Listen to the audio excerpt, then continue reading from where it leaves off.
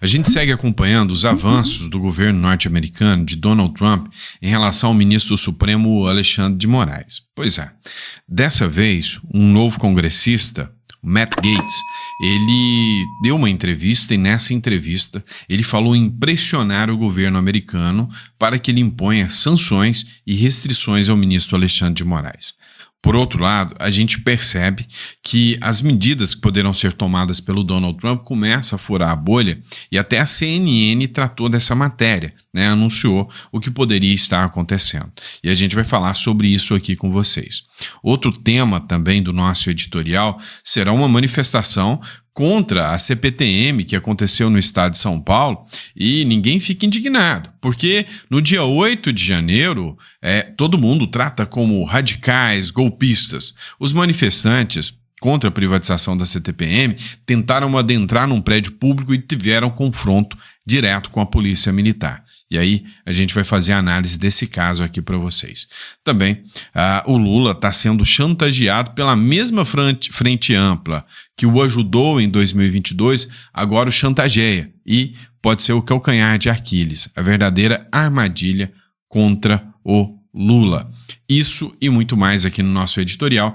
Então não esquece de se inscrever, dá uma força aí pra gente, você que está nos acompanhando, está acompanhando todo o conteúdo aí, fique à vontade por se inscrever no canal, dar uma força pro canal e tá recebendo aqui sempre informação de qualidade. Também, para você que não conhece os nossos e-books, visite a nossa biblioteca digital. Tenho certeza que você vai gostar de conhecer os livros que nós temos à disposição aqui.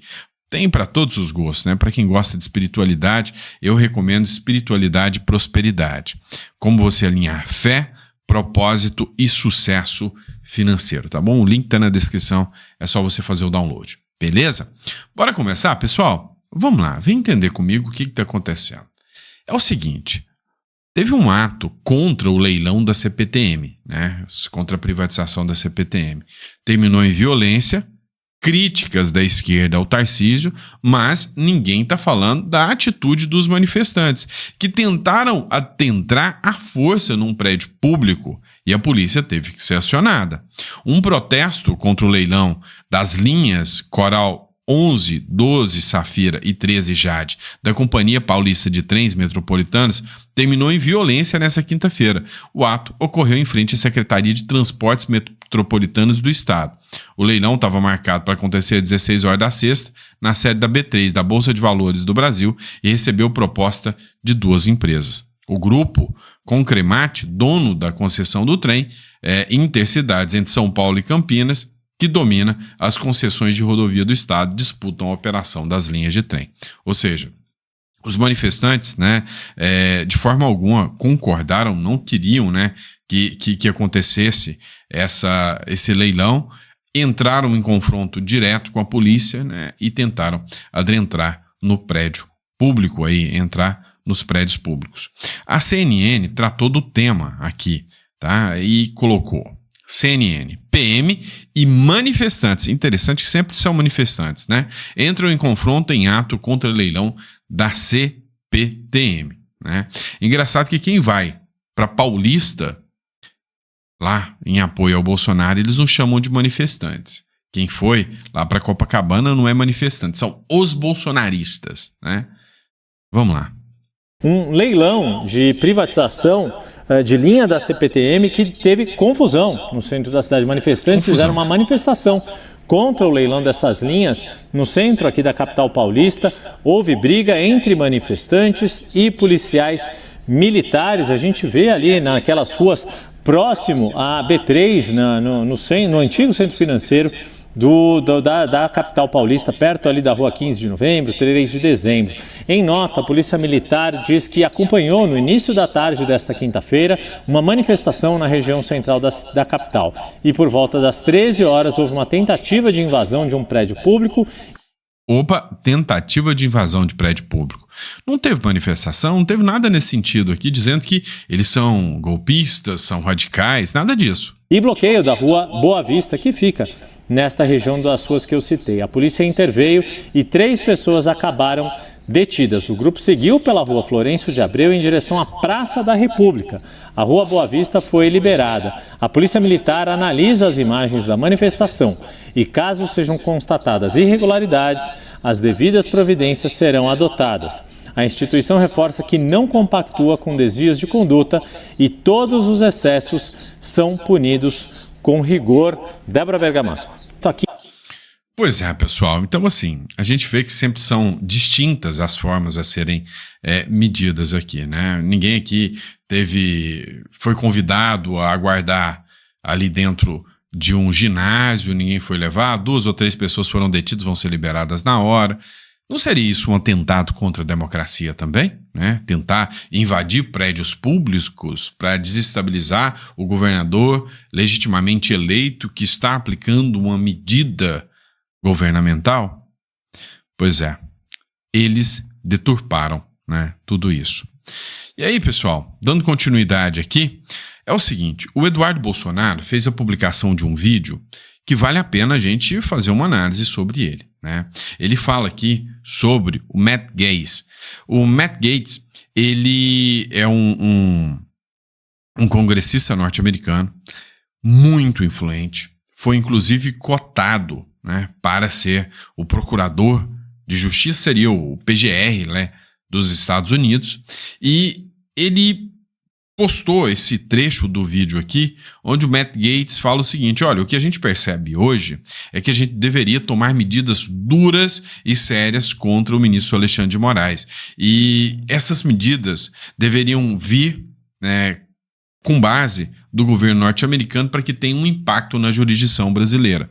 E isso aqui aconteceu, né, numa entrevista junto ao Paulo Figueiredo, né? Então, ele falou que os Estados Unidos não pode mais permitir abusos, como foi o caso do X, do próprio Elon Musk, né, contra o Elon Musk, do ministro Alexandre de Moraes e de outros brasileiros que viraram alvos do ministro Alexandre de Moraes.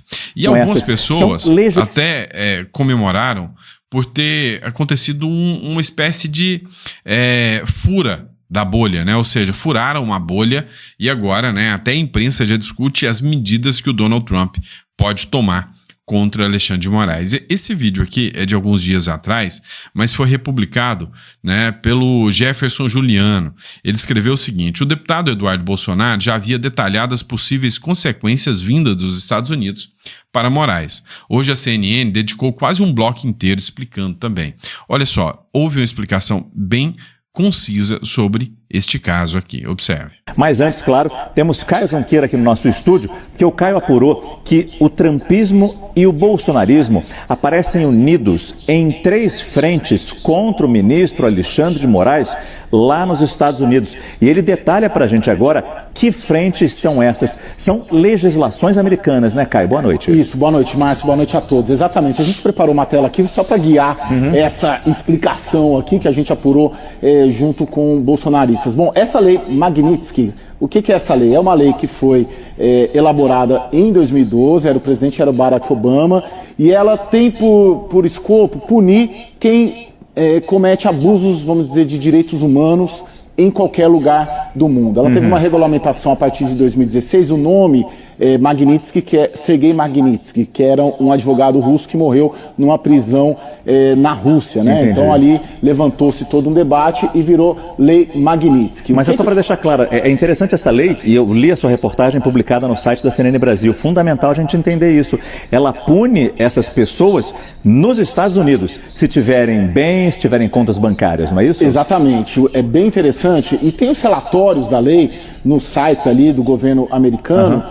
Uma das questões que parece ser muito similar com o caso brasileiro, segundo apontam os bolsonaristas, um dos punidos, por exemplo, foi o presidente, vamos dizer assim, do TSE da Nicarágua, Roberto Reyes, que também tinha ali as mesmas críticas que são feitas também ao Alexandre de Moraes pelos bolsonaristas, que consideram acima da lei, que consideram controlador geral da República, sem limites ali legais, atravessando sinais. E aí esse sujeito foi punido, não só ele, como também assessores, familiares, tem uma questão financeira envolvida, congelamento de ativos, impossibilidade de entrar nos Estados Unidos, e ela alcança também familiares e assessores. Então a lei Magnitsky, ela já está em vigor e ela demanda uma provocação por parte de parlamentares norte-americanos, que já estão se manifestando nas redes sociais, o Partido Republicano, obviamente, sobre ela, né? Nessa semana, um dos parlamentares questionou: isso aqui não é material para a lei Magnitsky?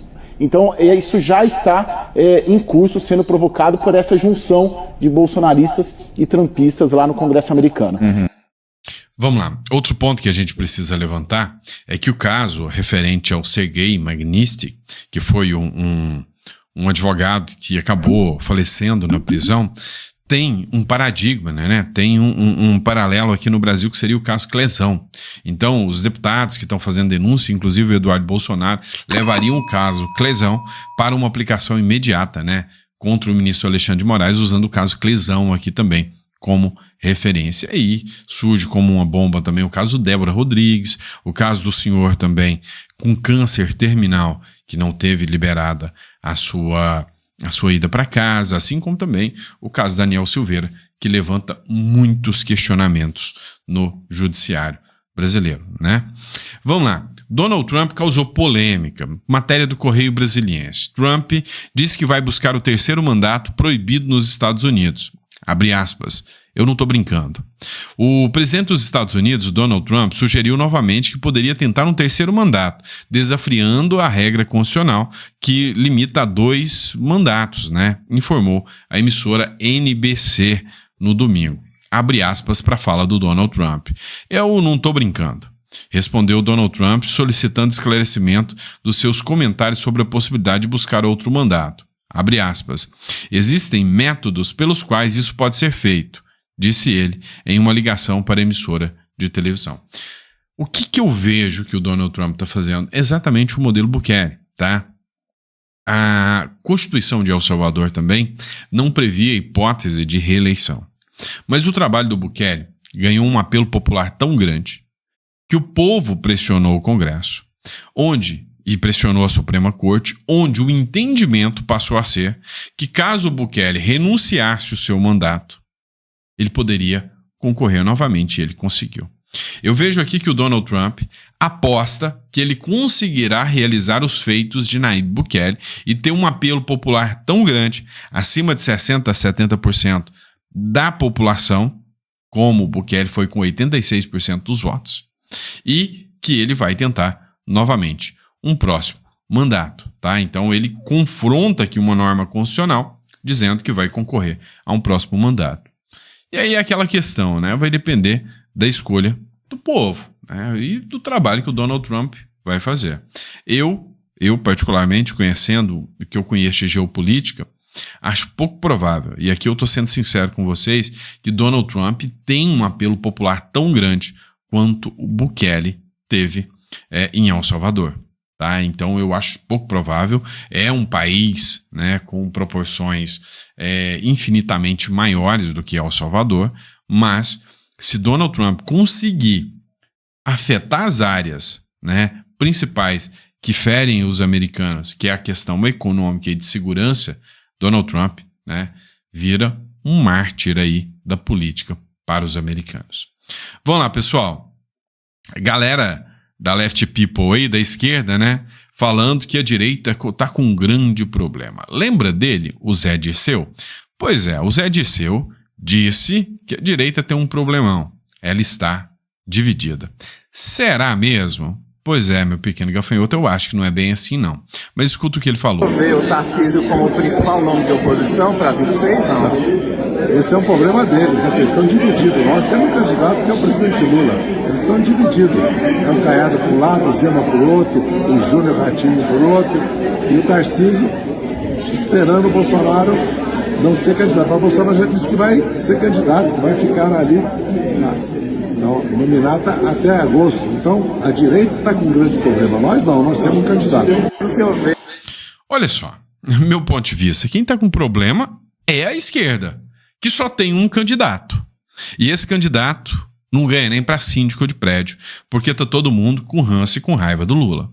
Então, ainda que tenha mais de um candidato, vamos supor, por exemplo, que Caiado entre como candidato e que, sei lá, o Bolsonaro também entre. Vamos levantar a hipótese, né, de que tenha mais de um candidato. O Caiado, vamos colocar, por exemplo, o Caiado, né? Vamos entender o seguinte: ninguém consegue enfrentar o Bolsonaro se o Bolsonaro for o candidato. Caiado não vai ter 10% de votos, não vai ter 7% de votos se o Bolsonaro for candidato. Vai dar segundo turno. E que o Caiado vai apoiar Bolsonaro no segundo turno, não tenha dúvidas. Não tenha dúvidas. Ah, mas o Bolsonaro está inelegível, então será o Tarcísio. Se der Tarcísio com o apoio de Bolsonaro, o Tarcísio leva. Ah, mas tem um Caiado, vai para segundo turno. E no segundo turno, todo mundo vai estar junto.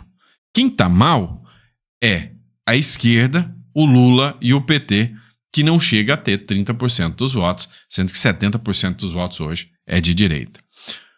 Essa semana passada, o Zema e o Bolsonaro meio que deram uma demonstração de uma verdadeira aliança aí, né, de uma possibilidade do Zema ser o vice, né? É o segundo estado mais populoso do Brasil. Ser o vice, né? Com uma aceitação ótima, ser o vice do próprio Bolsonaro, do Tarcísio, né? O maior líder da oposição ao governo do PT é Jair Bolsonaro. Espero que a justiça seja feita e que ele recupere seus direitos políticos. E o Bolsonaro respondeu: governador, muito obrigado pelas palavras, consideração, e deixo aqui também minha consideração e grande carinho por vossa excelência. Lembrando que a coisa foi a mesma. Em 2022, Zema, peraí, não vou apoiar o Bolsonaro, não. No final, no segundo turno, ele foi lá e estava junto com o Bolsonaro. Então, quem está com problema é o Lula, que está sendo chantageado. A Frente Ampla, que ajudou a eleger o Lula, que colocou o Lula, né, prontinho para assumir a presidência, hoje ela cobra o seu preço. Matéria da Gazeta do Povo: a Frente Ampla de 2022 virou uma armadilha para Lula em 2025. O Lula entrou com a Frente Ampla, mas a Frente Ampla não teve, vamos dizer assim, o protagonismo que ele esperava. A Frente Ampla, diga-se de passagem, não teve o carinho que ele esperava, né, do Lula. E cobraram, e agora o Lula se vê numa sinuca de bico. Por quê? Porque já está chegando no final, né, do seu mandato. Passou do meio-dia para tarde já, ou seja, nós já estamos agora, esse já é o quarto mês, entrando no quarto mês do terceiro ano, ou seja, já passou mais da metade da gestão do Lula e não há muito o que sinalizar, porque ano que vem já é ano eleitoral. E o Centrão reclama de que o Lula é omisso, não fez o que deveria ser feito, entrou em embate por causa de emenda usando o Supremo Tribunal Federal, usa o Supremo Tribunal Federal para ameaçar agora o Kassab, fez para ameaçar o Lira, fez para ameaçar o Hugo Mota, e isso vai incomodando. O Alckmin, por sua vez, né, nunca ninguém imaginava que poderia terminar seu final, né, político de uma maneira tão deplorável como sendo, né, uma figura que está ali dentro do próprio PT, depois das falas do próprio Alckmin, de que o Lula voltaria à cena do crime. O Alckmin está se prestando, né, a um trabalho simplesmente vergonhoso do ponto de vista político. Então, assim, o que nós temos? Nós temos que quem está com um grande problema, quem realmente está tentando transparecer seriedade, sobriedade, mas na verdade está desesperado, é o próprio Zé Dirceu e é o próprio PT. Vamos lá, por fim, mas não menos importante, Daniel Silveira não terá liberdade condicional até o fim da pena. O que é um absurdo, né? Uma lástima, mas vamos lá. O Supremo Tribunal Federal decidiu em julgamento no plenário virtual que o ex-deputado federal Daniel Silveira não terá mais direito à liberdade condicional até cumprir integralmente sua condenação de 8 anos e 9 meses. Ou seja, faltam 5 anos ainda para ele cumprir, né, essa pena, né? 5 anos e 9 meses, bem 16 anos aí que falta ainda. Ele está no regime, né, semiaberto, né, está cumprindo esse regime semiaberto, ele pode trabalhar durante o dia, à noite ele tem que ir para a casa do albergado, e a liberdade condicional seria que, por estar cumprindo, né, as regras estabelecidas pelo judiciário, ele poderia sair, em vez de ter que voltar para o presídio, ele poderia recolher-se na sua casa à noite. Tá, a grande questão aqui é que, devido a um fato de que um dia o Daniel Silveira foi, segundo informações, foi para o hospital, o ministro Alexandre de Moraes revogou, né, as medidas e os direitos do Alexandre de Moraes de ter a liberdade condicional, mandou ele de volta para a cadeia, apesar de parecer médico, apesar de estar urinando sangue, não reconheceu como uma quebra das condições o fato dele ter ido para um hospital e mandou o cara para a cadeia novamente. E aí o que chamou a atenção é que foi quase unânime, só 2 figuras não votaram para manter o Daniel Silveira preso, tá? Foi o Cássio Nunes, o Nunes Marques, né? E o André Mendonça. E o Fux, que começou a ser cogitado como um antagonista do Moraes, já tinha dado voto, né? O voto era pela prisão do Daniel Silveira, né? Então muita gente aí ficou esperando, aguardando que talvez o Fux poderia, né, ser um voto diferente, né? Um voto de contrário ao Alexandre de Moraes, mas no caso do Daniel Silveira não foi, tá bom? E é isso, pessoal. Muito obrigado pela confiança, pela credibilidade que você expressa ao nosso canal. Desejo do fundo do meu coração que Deus te dê uma mesa farta, repleta de bênçãos para você, para toda a sua família. E a gente volta, tá? Daqui a pouquinho com mais conteúdo para vocês, tá? 16 horas a gente tá de volta às 4 horas da tarde aqui, tá bom? Abraço.